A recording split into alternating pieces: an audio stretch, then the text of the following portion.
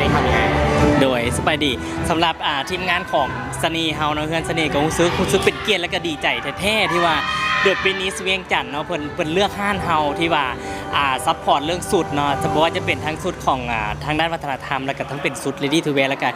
หากเห็นมิวสิกมื้อนี้เนาะรู้สึกว่าตื่นเต้นอีหลีเฮายังบ่คิดว่าภาพของสุดทำมันสิออกม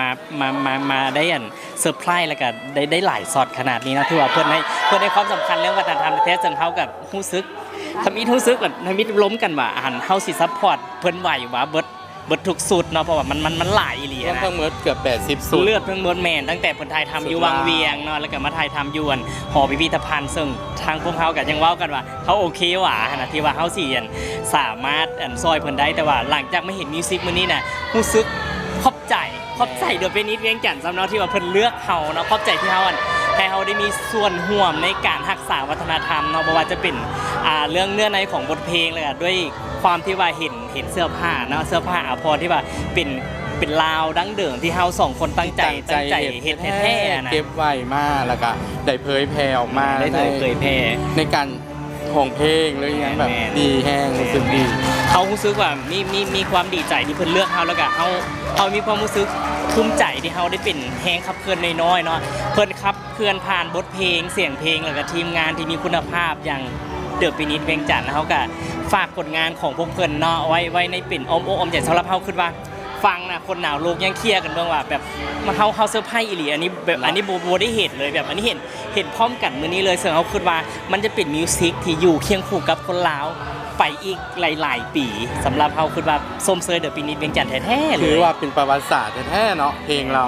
เป็นเพลงประวัติศาสตร์เนาะแล้วสำหรับเฮามีความผูกพันกันกับเดือดปีนิดเวียงจันทน์อยู่แล้วเพราะว่าสิเป็นแฟชั่นโชว์ที่เกี่ยวกับวัฒนธรรมอยู่ใส่ก็ตามแต่เนาะเฮาจะใส่บทเพลงจากเดือดปีนิดเวียงจันทน์คือใครๆเกิดมาคู่สินะเขาจะคู่กันแล้วก็จะสืบต่อซัพพอร์ตแล้วก็เคียงคู่กับเดือดปีนิดเวียงจันทน์ต่อไปแล้วเพิ่นยังเลือกเฮาเนาะขอบใจหลายๆเด้อยังไงไอ้ว่าถึงที่เขาเป็นรูปเปิดตัวมิวสิคหรือว่าอีกเพลงหรือว่าเป็นการรวบรวมจากหลายภาคส่วนมารวมงานกันหรือว่าให้มันมีความยิ่งใหญ่ในการหลายภาคส่วนที่ว่าอีกเป็นเพลงหนึ่งชื่อว่าหลายคนมีความตั้งใจแต่วันนี้ไอ้ทีมที่ไอ้วิศวกรที่ว่าในเป็นภาพขึ้นมาต่างๆที่ว่าคือถ่ายทอดออกมาแบบรู้สึกว่าแบบ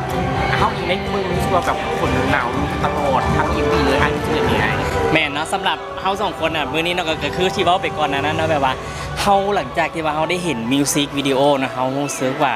มันว้าวอีหลีมันแบบว่าเห็นแล้วแบบคนลาวมีความสามารถได้หลายขนาดนี้คนลาวก็เป็นคนหนึ่งที่เก่งเนาะแล้วก็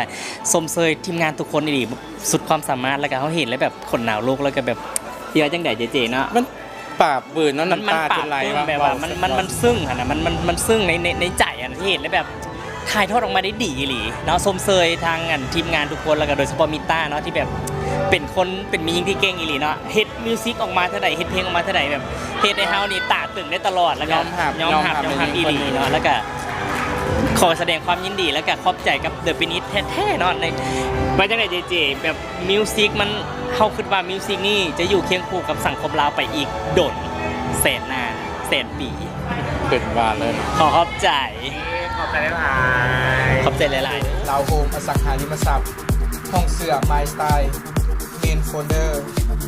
คำเผาสังใดเดอะบาร์เบอร์ลาวมิสเตอร์ลาววีแค่สมสกัดเพื่อสุขภาพ